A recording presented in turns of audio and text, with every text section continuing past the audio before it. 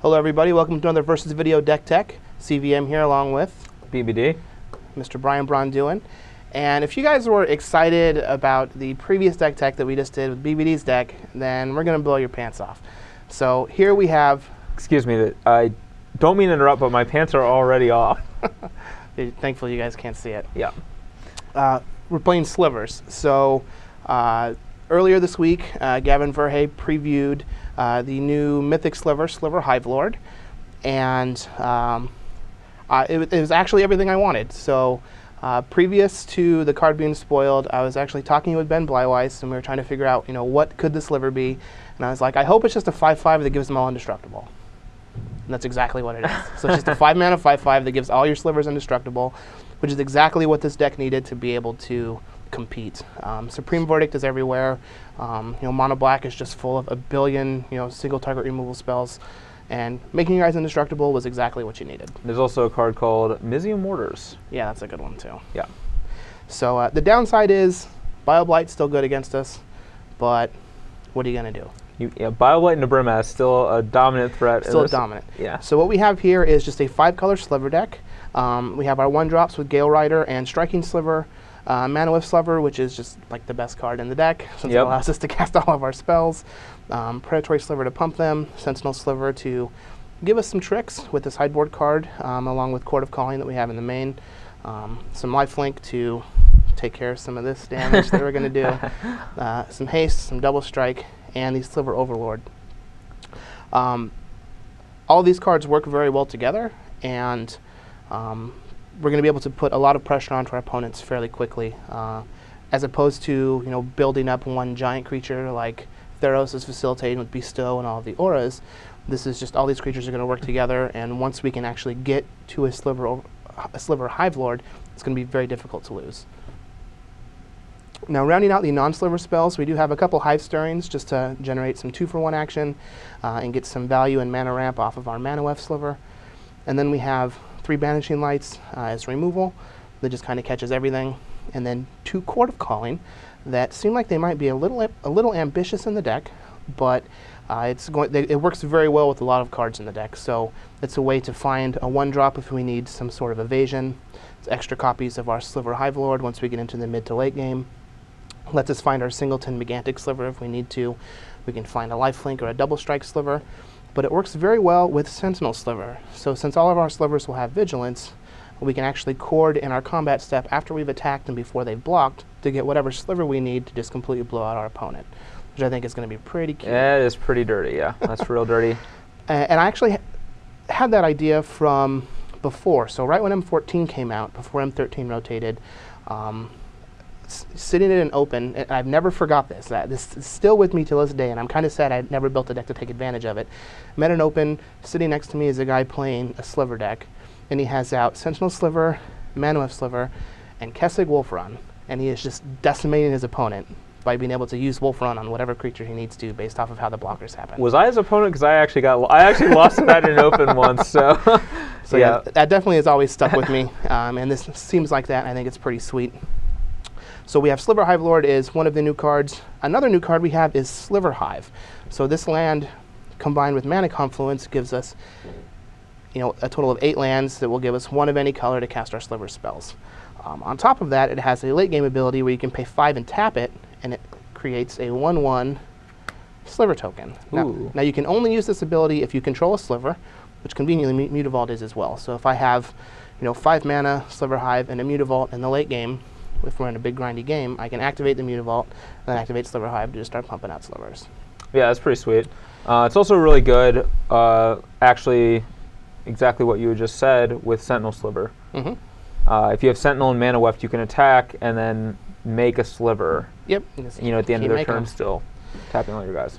Now, in Gavin's article, he had a suggested list, which is very similar to this. I had an idea for a list as soon as I saw the card, and then when I saw his list, it made me happy that I was on the same track. But Gavin had a bunch of shock lands and none of the new pain lands. So all of the pain lands from Apocalypse have been reprinted. They give you the enemy color lands. And so since we have Mana Confluence to give us 1 of any color, we have Sliver Hive to give us 1 of any color for our Slivers, we don't have any slivers that have, more than one color in their mana cost, except for Sliver Hivelord.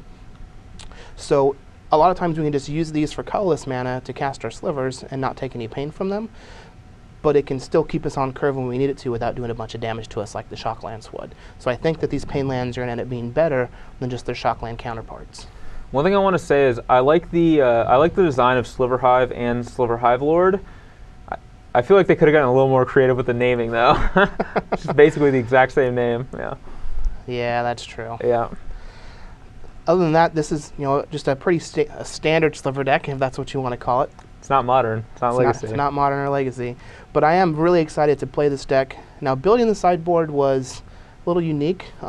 Since we're playing 5 colors, we have access to just about anything. So let's take a look and see what kind of options I threw together for this video. Hello, everybody. Welcome to the sideboard for the 5-color Sliver deck.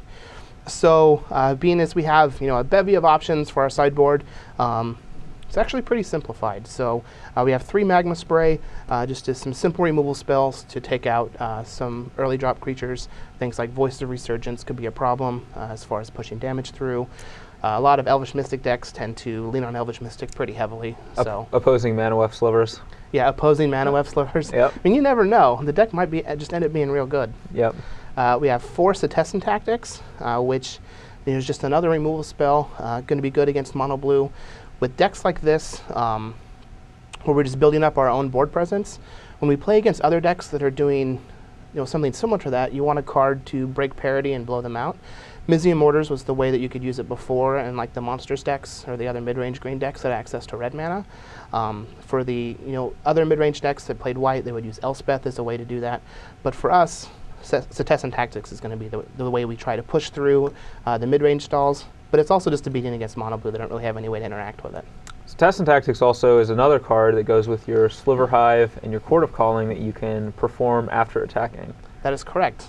Man, Sentinel Sliver, is that the Vigilance one? Yeah. Yeah, that guy's pretty good. Yeah, maybe. Yeah, that guy should be just a 6 of or something. Maybe. 7 of. I think I got a couple more in my pocket. Rats, yeah. Then we have 2 more Siphon Slivers to go up to 4 against the decks where we're going to be racing. Something like Tom Ross's deck or any of the burn decks. Just giving our Slivers lifelink can be very valuable. We have a Wear and Tear, just as like a catch-all against artifacts or enchantments. 3 Duress as a way to combat opposing Setessan Tactics, Mizium Mortars, Supreme Verdict. Just something to get us to a point where we can get our Sliver Hivelord into play and protect ourselves from it. It's also good at snagging counterspells. So normally in decks like this, counterspells aren't very good. Right. But because we have this crucial point in the game where if we resolve a Sliver Hivelord, it's going to be difficult to lose. Yep. I can imagine a lot of control decks would be keeping in some number of dissolves to stop Sliver Hivelord from happening, and that's where we're going to use Duress to try and push it through. Yeah, they're going to be like, all right, I'm going to counter their Sliver Hivelord, then Supreme Verdict the rest of their creatures. Yep. And if you have a Duress to mess them up. Yeah. Absolutely. Now, in case we can't stop them from Supreme Verdict on our creatures, we have a new card here from M15, Return to the Ranks. So I actually really like this card, and I don't even think that this is the best deck for Return to the Ranks. I think there's a better Return to the Ranks deck. Definitely. But it's white X with Convoke. It's a sorcery, and you can return X target creatures with converted mana cost 2 or less from your graveyard to play. So I actually think it's kind of unique that this card has Convoke, because I don't imagine you're going to be using the Convoke mode on it very often. But a lot of times it's just going to be like 2 mana, regrow 2 creatures back into play. 3 mana, 5 mana, get 3 creatures back into play. If I happen to lose a bunch of creatures to a Verdict or Setessan Tactics, or a Mizium Mortars, you just pay 5 mana and put back a Mana Sliver, a Pump Sliver, and a Flying Sliver just for 5 mana. I think it has the potential to be very, very good. Yeah, I think this is like one of the best build around me cards in the set, along with Court of Calling, where you can build a deck that's just powerful by itself. And then you have this just insane backup plan. Yeah. And I'm already looking at this card with stuff like Cartel Aristocrat, Voice of Resurgence, Fleece Mane Lion, those kinds of cards. Yep. I think could be very powerful. Absolutely. Plus, Zathor Necromancer is still legal for 3 months, and we do still have Voice of Resurgence and Fleece Mane Lion. I definitely could see it being in a junk deck. Junk just seems really sweet right now. I agree. You can play Court of Calling in the same deck. Chord for Sin Collector. Ooh. Yeah, that's pretty cute. Yeah. So this is the sideboard for our Sliver deck for our first M15 battle.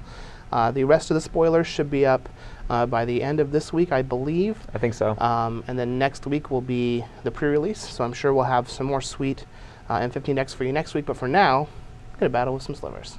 I just don't think you have a sliver of a chance of winning this one.